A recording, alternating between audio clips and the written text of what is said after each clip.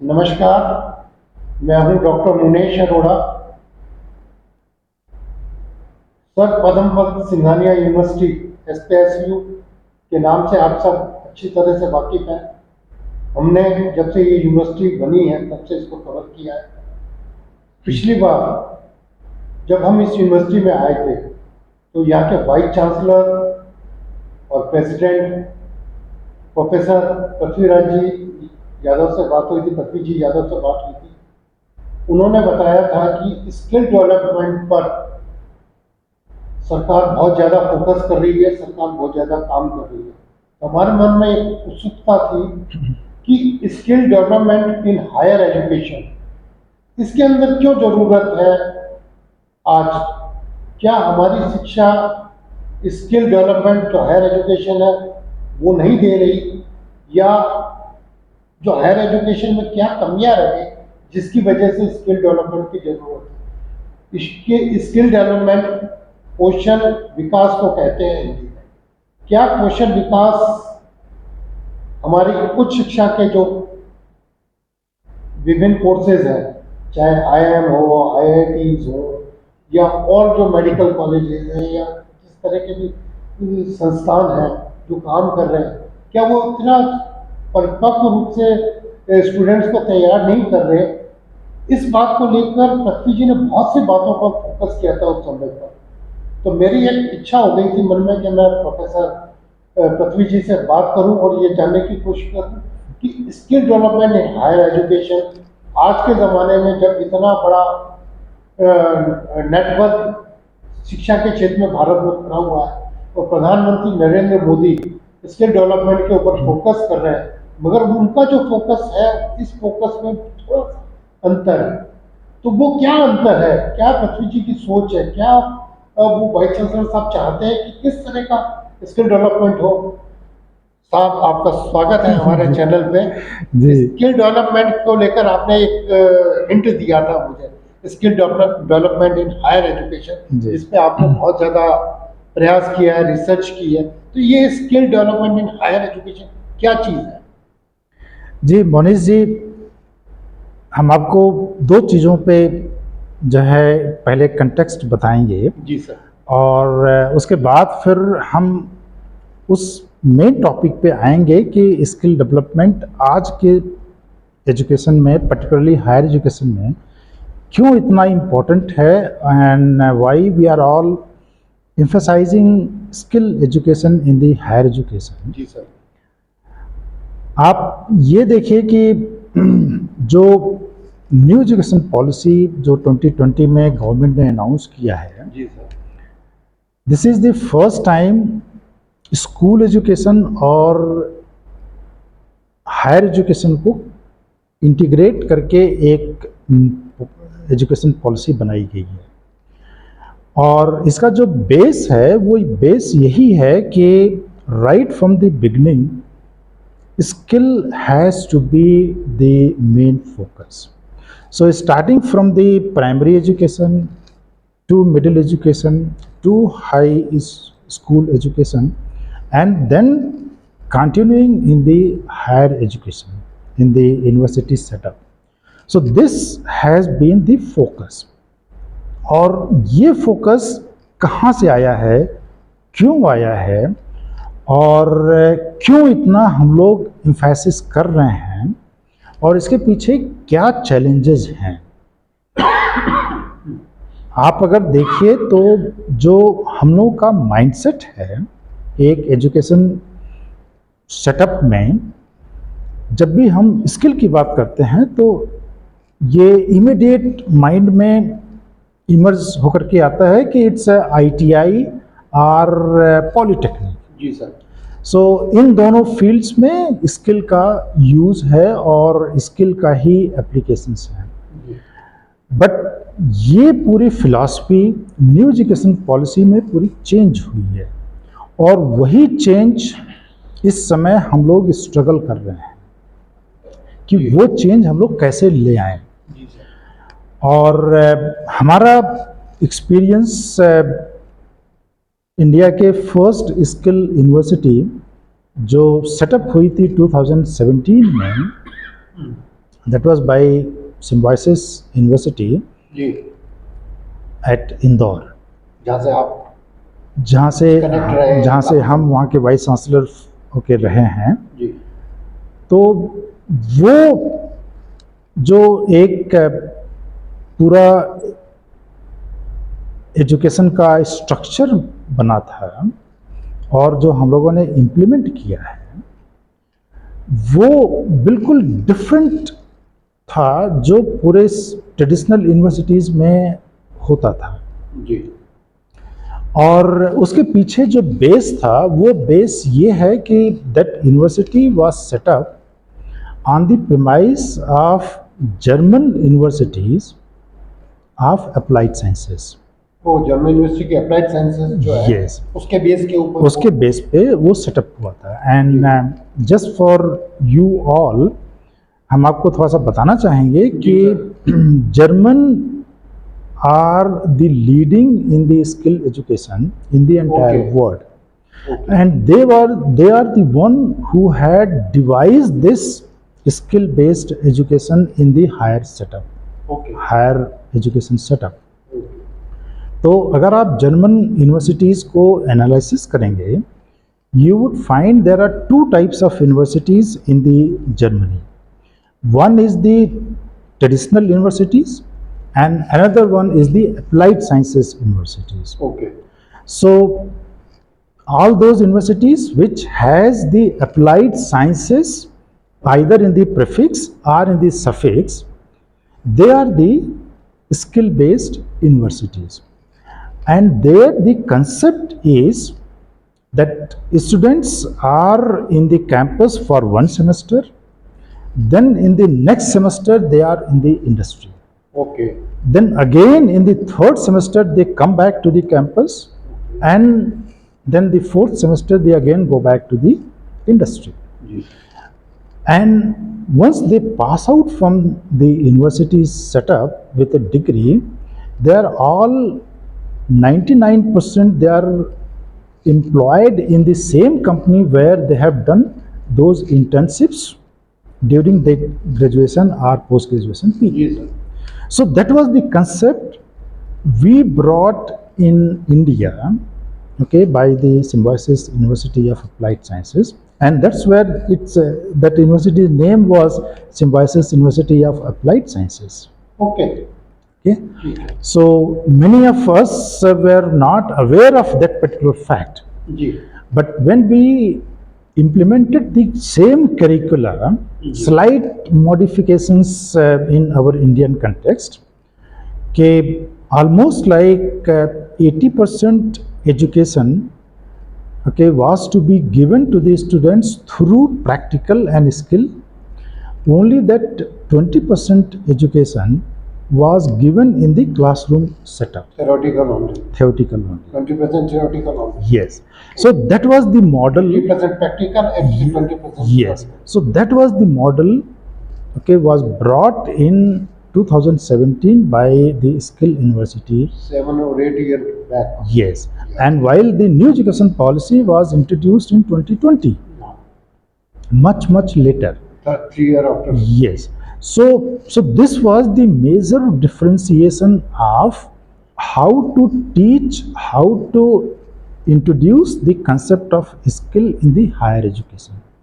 Unless we ourselves change our mindset to 20% and 80%, the real meaning, real education industry में of जाने से skill. पहले ही वो industry का जो बैकग्राउंड है उससे पूरी तरह से Yes, पॉप अप हो गया. yes, ji, yes. So either a student is a undergraduate, or a student is a postgraduate, or a student is a BBA, or a student is a BTech. The same model has to be applied, ji sir, 80-20. Okay, And students let them to go to the industry after every semester as far as possible. Ji, So in Indian situation, that was not feasible to send after every semester for a full semester in the industry. Okay, So what we had done the modifications that in every course they have to do the live projects with the industry.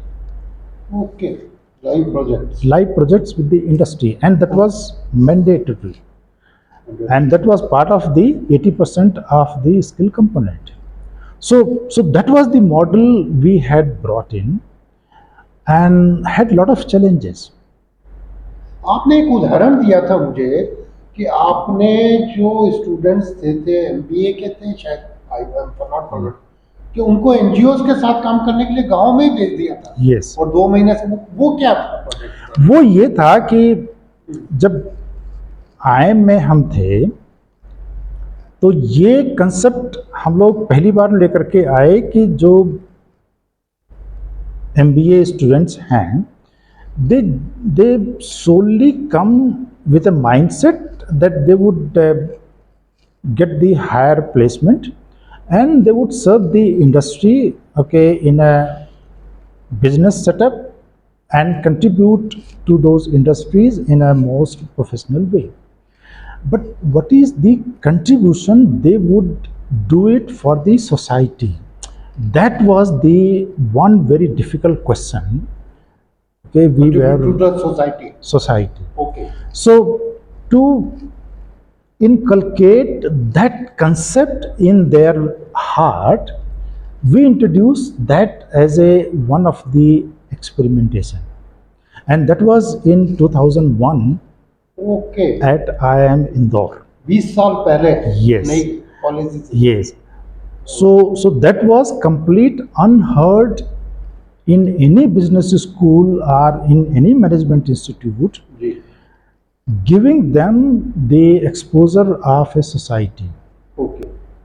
So that was the experiment we did, and today if you see, almost all management institutes, all IIMs, all IITs have a compulsory package, compulsory program on society and the management Okay. as a full-fledged course. Okay. And the experience from our first experiment when 2001, practical experience. yes, when we were sending the students to the tribals, to the NGOs. Yes, tribal word. Yes, tribal. Okay, since problem of tribals yes, to- in and around Indore, okay, there were a lot of tribals organizations working. Okay. So when we were sending them, there were a lot of resistance by the students, by the parents. Resistant. Resistance, Resistance. since that was completely unheard at that point of time. But when they had gone, stayed there for 3 months, the kind of the experience they had brought in, and those NGOs where they had gone and stayed, the kind of the learnings they have shared with us, that was enormous. Okay. And then we continued that experiment, and today you can see that that is a reality. Almost everybody has the focus on society. Sir जो 2001 से experience लिया आपने से 2017 तक लिया, 2000 की 20 की policy में ये चीज़ हायर एजुकेशन में स्किल डेवलपमेंट को लेकर आप आए, आप पूरे देश ने एक्सेप्ट किया है, तो ये तो एक कंसेप्ट हुआ कि आदमी को या जो बच्चा स्टूडेंट है वो इंडस्ट्री से टच में रहे या सोसाइटी से टच में रहे, मगर जो हमारी जो एजुकेशन है, जो हम पहली क्लास, क्योंकि आप अगर इंटरनेशनल स्कूल्स को देखें सर और एक इंडियन स्कूल्स को देखें, उनका जो नर्सरी से ही डिफरेंस है। Yes. वो प्रैक्टिकल Yes. प्रोग्राम्स करवाते हैं इंटरनेशनल स्कूल, जबकि हमारे यहाँ क ख ग सिखाया जाता है Yes, या yes. ABCD सिखाई जाती है, अपने स्कूल में खिलाया जाता है। तो क्या जो कंसेप्ट है वो चीज़ बड़े में लाने की क्यों जरूरत पड़ रही है, ये इम्पोर्टेंट क्वेश्चन है। ये देखिए, वो अगेन फिर हम लोग वहीं पे जाकर के खड़े हो रहे हैं जी। कि जो न्यू एजुकेशन पॉलिसी का प्रीमाइस है और जो इस समय इंडस्ट्री का फैक्ट है कि हम, एंड पर्टिकुलरली इस समय कोई भी रिपोर्ट आप उठा करके देखिए, चाहे वर्ल्ड इकोनॉमिक फोरम की रिपोर्ट हो, चाहे इंडिया स्किल रिपोर्ट है या इंटरनेशनल स्किल रिपोर्ट्स हैं या कोर्सेरा स्किल डेवलपमेंट रिपोर्ट्स हैं या इंडियन इंटरनेशनल लेबर ऑर्गेनाइजेशंस की रिपोर्ट्स हैं, कोई भी रिपोर्ट उठा करके देखिए, those who are displaying the today's industry situation, so आप देखेंगे कि वहाँ पे they are all focusing type of the skills like design thinking, innovations, personality development, speaking, people management, team management, conflict management. So yes, so these are now taken as a top priority over the theoretical specialization and theoretical expertise. मगर sir ये जो जितने भी आपने नाम लिए, they are all part of our education system. Practical में हम नहीं करते हैं, मगर ये चीज़ तो थ्योरेटिकल आप जितने भी आईएम्स हैं वो सिखा के भेजते हैं। फिर उनका और इनके बीच में कौशल विकास क्या है? बहुत इंपॉर्टेंट चीज़ है कि वो कौशल विकास क्या है। तो वही चीज़ अब जो न्यू एजुकेशन पॉलिसी है और जो हम लोगों का एम्फेसिस है कि अगर ये ट्रेनिंग आप प्री प्राइमरी से ही अगर शुरू करते हैं, बच्चे में इनोवेशंस, डिज़ाइन थिंकिंग ये कैसे आती है? ये तब आती है जब बच्चा फ्री होता है, जब बच्चा टेंशन फ्री होता है, जब उसके माइंड पे लोड नहीं होता है। ठीक, तो अगर ये हम इनकलकेट कर रहे हैं सिंस प्राइमरी एजुकेशन और इवन प्री प्राइमरी एजुकेशन, तो बच्चे में वो कॉन्फिडेंस डेवलप होता है जी, और वो बच्चे में थिंकिंग प्रोसेस शुरू होती है जी, रादर देन जो हम लोगों का सिस्टम था पहले कि मगिंग अप आप याद करते चले जाइए, दैट्स ऑल। तो वो शिफ्ट हम लोगों को लाना है और वो shift new education policy emphasise करती है, but that's a very drastic change.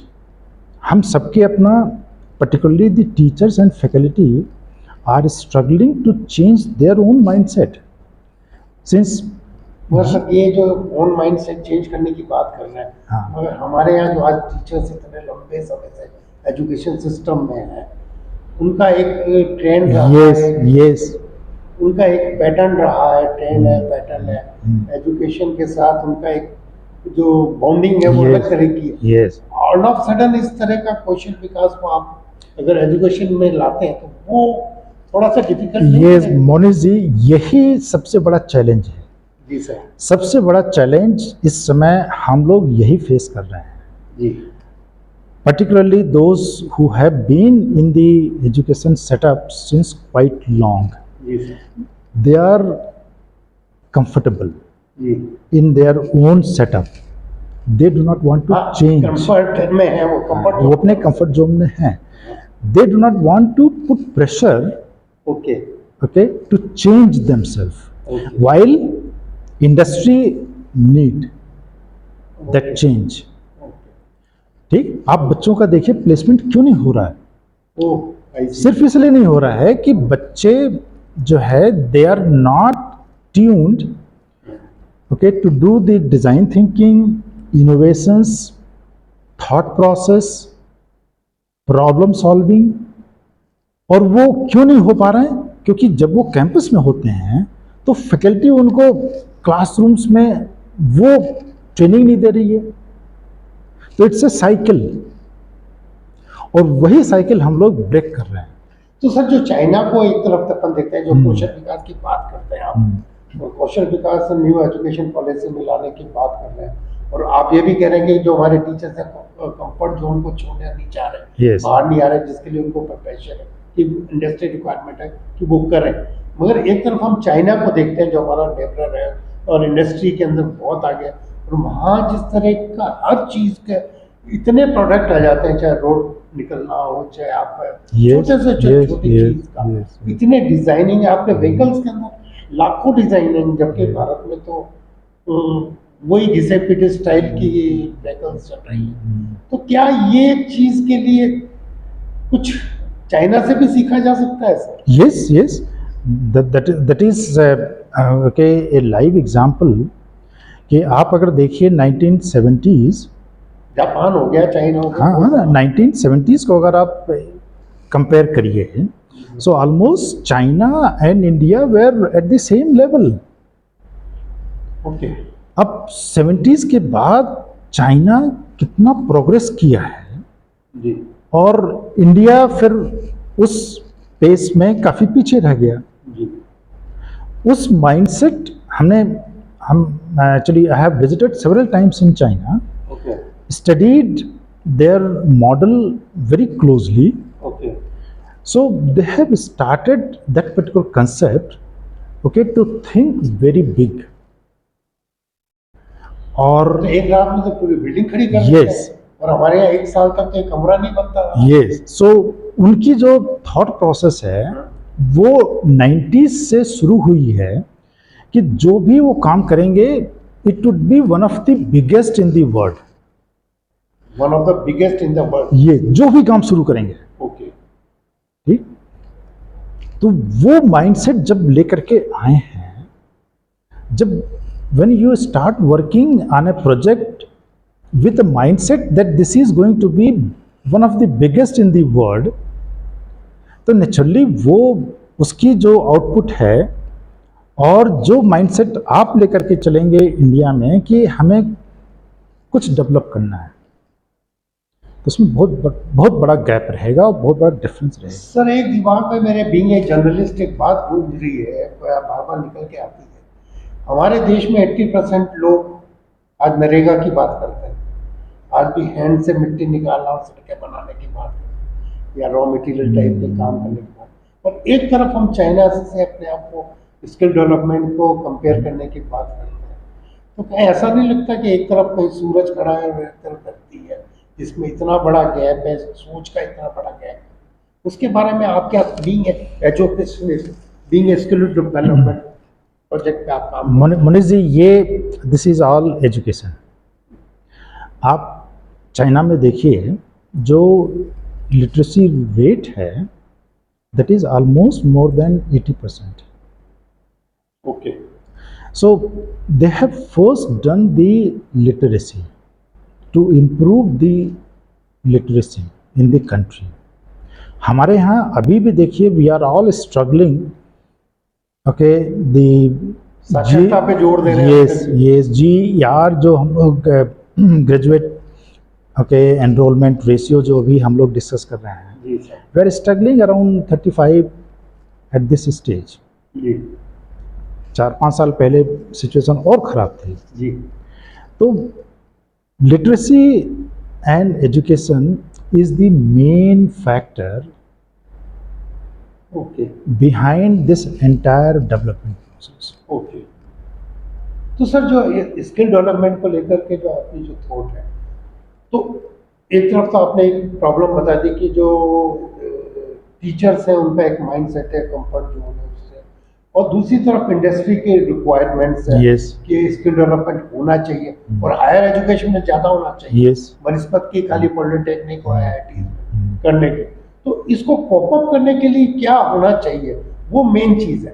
क्योंकि हम किसी भी चीज़ पे बात करें और उसका सोल्यूशन बात नहीं करें तो मतलब नहीं निकलता उस बात का, उस Yes. वार्ता का। तो उसको सोल्यूशन क्या है सर? यस मोरेश जी, बहुत ही correctly you have hit the question. अब आप देखिए, जब से हम यहाँ पे SPSU में आए हैं, जी sir. The kind of the courses we have brought in, जी सर। ठीक, all these courses are completely unheard courses okay and these are new age courses। Okay ठीक, हमने सबसे पहले यहाँ पे जितने भी ट्रेडिशनल कोर्सेज थे जिनकी मार्केट वैल्यू इंडस्ट्री रिक्वायरमेंट नहीं है, we have stop those courses. Okay So we have brought in those courses and we have brought in the industry, okay, to be partner in all our programs. Okay So we have given them the liberty, full flexibility. जो आपको skills चाहिए आज की date में industry में, you develop that particular module and we are ready to integrate in our curricula. So हमने BTech complete industry integrations कर दिया, okay BBA complete industry integrations कर दिया, and you would be surprised कि हम BBA corporate communication programme लेकर के आए हैं। कॉर्पोरेट कम्युनिकेशन गुड ठीक, आपके एज में, आपके टाइम पे जो है journalism and mass media used to be the specialisations. आज की डेट में उसका कोई रिलेवेंस नहीं है। कुछ नहीं है जी, अब तो बहुत चेंज हो गया। करेक्ट। सो जिस तरह का यूज करते हैं तो ये सो हम उसको रीडिफाइन करके एंड कॉर्पोरेट कम्युनिकेशंस लेकर के आए हैं। हम बीबीए परफॉर्मिंग आर्ट्स लेकर के आए हैं। Performing art in BBA, yes, ठीक। तो बच्चे का प्रोफेशनलिज्म डेवलप होगा, प्लस बच्चे की क्रिएटिविटी डेवलप होगी। हम BBA data science and management लेकर के आए हैं। ठीक, this is very different than mathematics and statistics.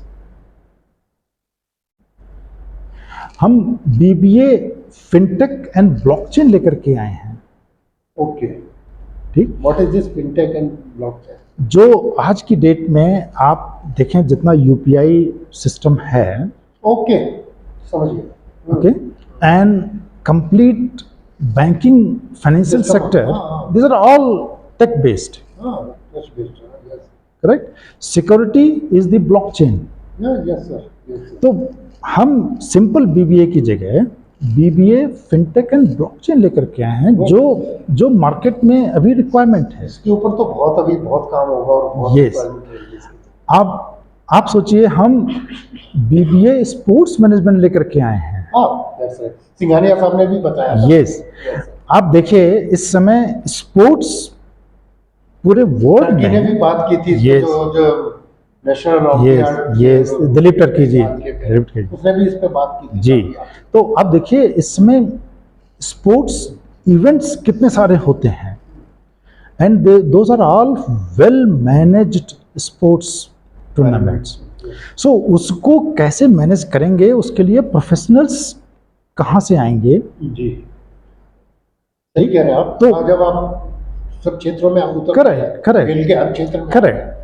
तो उसके लिए मैनेजमेंट भी तो चाहिए। यस, यस, खिलाड़ी के साथ में यस। खाली आप नहीं, खाली खिलाड़ी इवेंट मैनेज। हाँ आप देखिए इतने आईपीएल है, जी, 500 करोड़, ओके, 2500 करोड़ से में आ गया सर अब तो। यस, यस, यही थीम पे आ रहा है। Correct, correct. 2020 तो के। अब 5-5 हजार करोड़ का अगर आईपीएल है, उसको कैसे मैनेज करेंगे, कैसे इवेंट ऑर्गेनाइज करेंगे, उसके लिए वो तो खाली प्रोफेशनल वो वैल्यू है, correct, correct, correct. Indirect value तो उसकी बहुत यस, ज्यादा है। यस।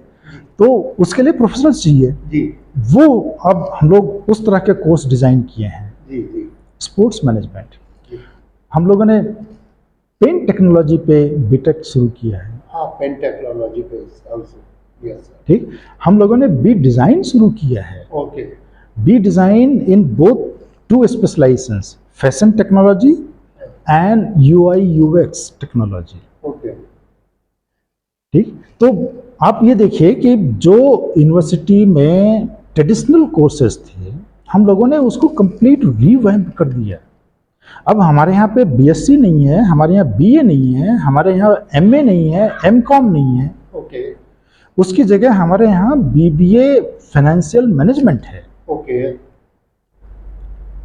ठीक, ओके।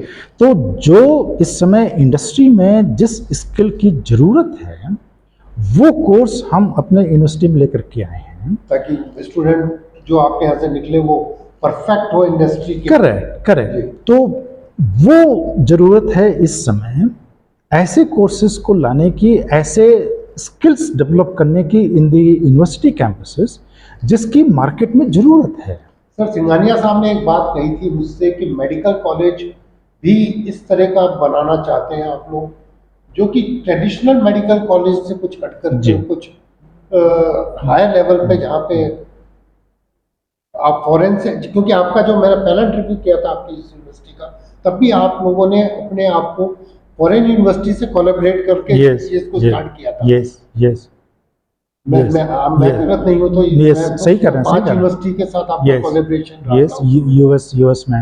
है ना। और अब भी सिंघानिया साहब से जब मेरा लास्ट इंटरव्यू हुआ था, तब भी ये बात आई थी सामने कि वो मेडिकल कॉलेज, वो उस कंसेप्ट पे कहाँ तक क्या। उस पे अभी हम लोग वर्कआउट कर रहे हैं, जी। बट उसके पहले हम लोगों का 2 और एरिया है, फोकस्ड एरिया, जी सर। जो हम लोग नेक्स्ट ईयर शुरू करेंगे। बट सिंस आप आज पूछ रहे हैं तो हम उसको थोड़ा सा आपको आइडिया दे देते हैं। जो कर्टन रेजर है। कर्टन रेजर है, और इसके बारे में डिटेल फिर हम आपसे जुलाई के बाद बात करेंगे। So nice. 2 एरिया है, एक तो आर्किटेक्चर, ओके। ठीक, जो हमारा जेके ग्रुप का एक बहुत ही स्ट्रेंथ है, जी। ठीक। तो हम नेक्स्ट ईयर आर्किटेक्चर प्रोग्राम भी शुरू करेंगे, जी। और इसमें JK Cement would fully support. Okay. दूसरा एरिया जो हेल्थ केयर मैनेजमेंट है, वो हॉस्पिटल मैनेजमेंट से यस, सो हम लोग डायरेक्टली भी मेडिकल एजुकेशन में एंटर नहीं करेंगे, मतलब स्टार्टिंग कर रहे हैं। यस, बट क्योंकि इस समय health care is a very big market, और- वेरी बिग मार्केट, या and there are no professionals available. सही बात है। सी, जो मेडिकल डॉक्टर हैं, they are not trained to manage the hospitals and all that. Hospitals and the facilities, उसके लिए तो मैनेजमेंट वाला ही चाहिए। यस। और सही है। तो उस एरिया में हम लोग हेल्थ केयर मैनेजमेंट पे, अगर डॉक्टर मैनेजमेंट में लग जाएगा तो उसका जो मेन जॉब है वो तो खत्म हो गया। एग्जैक्टली तो एग्जैक्टली, इतने करोड़ों रुपए उसके पढ़ाई पे लगे हैं डॉक्टर, अगर वो management, ambulance management, Yes, correct. बिस्तर मैनेजमेंट करने लग गया तो करेक्ट, उसकी स्पेशलिटी तो खत्म हो तो मतलब गई। ही नहीं है उसका, तो उसका यूज तो वहाँ होना चाहिए। यस, ये बहुत अच्छी बात बताई। तो ये 2 प्रोग्राम हैं जी। जिसको हम लोग फोकस कर रहे हैं for next year. Okay. Next year मतलब 26, अच्छा 20 से हो गया। 25 का तो ऑलरेडी आ गया है सब कुछ, जो कोर्सेज हमने आपको बताए हैं जी। वो सब 25 के लिए ऑलरेडी ही है। रनिंग में है, और उसी में आप 2 साल, मतलब 1 साल तक अभी आप और जी। तैयार करेंगे, जी, जी। वर्क करना चाह रहे हैं। सर, इस बातचीत को कंक्लूड करने उससे पहले मेरे मन में एक बात उठी, अगर आपका फोकस इस एरिया में, तो जो आपने एक बात कही थी कि टीचर्स कॉप अप नहीं कर रहे हैं या कंफर्ट जोन से बाहर नहीं आ रहे, तो उसको लेकर भी आपका कोई प्लानिंग है बहुत या ऑल planning। इंडिया लेवल पे जो मोदी जी चाहते हैं और सिंघानिया साहब चाहते हैं कि वो भी लोग इस तरह के skill development in higher education और उसमें। देखिए मोनिश जी, ये इंटरलिंक्ड है। जब आपको न्यू एज कोर्सेस पढ़ाने पड़ेंगे, तो उसको पढ़ाने के लिए then you have to develop yourself also, yes definitely. ठीक। फिर आपका जो ट्रेडिशनल नॉलेज है, ट्रेडिशनल एक्सपीरियंस है, that will not be workout. Definitely. So since last year, copy नहीं कर सकेंगे उस चीज को। तो since last year I have been emphasizing and focusing to our faculty members okay. to upgrade themselves and to make them relevant. Okay. ये जो एक वर्ड है relevant, जी। वो that I have been pressurizing and putting focus on every interaction. Okay. और आप देखिएगा यही faculty with self determination, they will be changed when they will be teaching these new age courses. Ji. Then they will change themselves, ji. and then they will be a relevant to the current situation. Situation. तो ये एक learning है, आपको, हमको, सबको